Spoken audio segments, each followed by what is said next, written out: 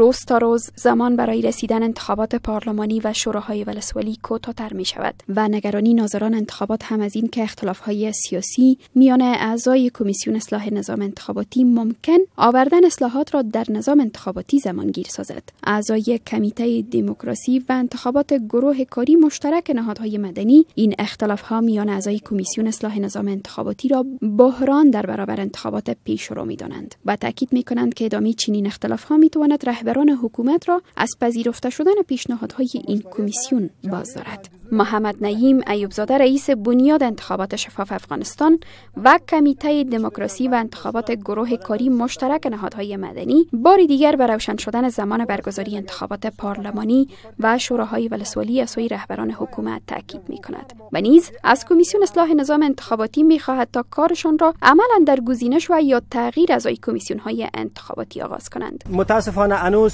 تمام اعضا به یک تصمیم نهایی در پیشنهادات نرسیدند. اختلافات کنار بگذارن، هر آنچه که از مردم به دست آوردن، از ملت افغانستان، از نهادهای دستن در کار در پیشنهادات خود بگنجانند، نه اینکه خودشان مطابق برنامه و برداشت‌های خودشان تصمیم بگیرند.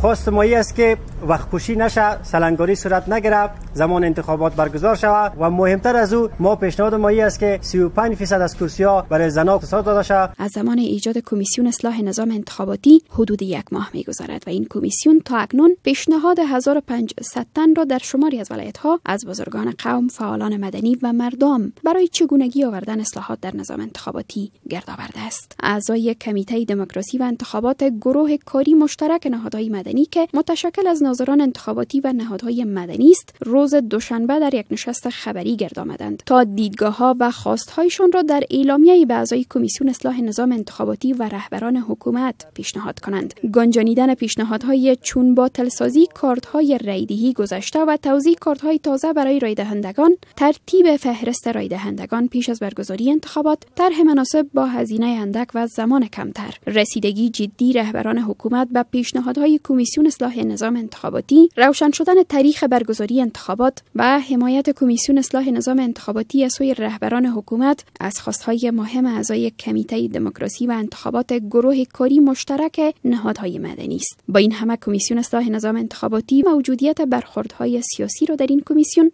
رد می‌کند و تاکید می‌ورزد که اعضای این کمیسیون متحد به آوردن اصلاحات بنیادی در نظام انتخاباتی کشور هستند.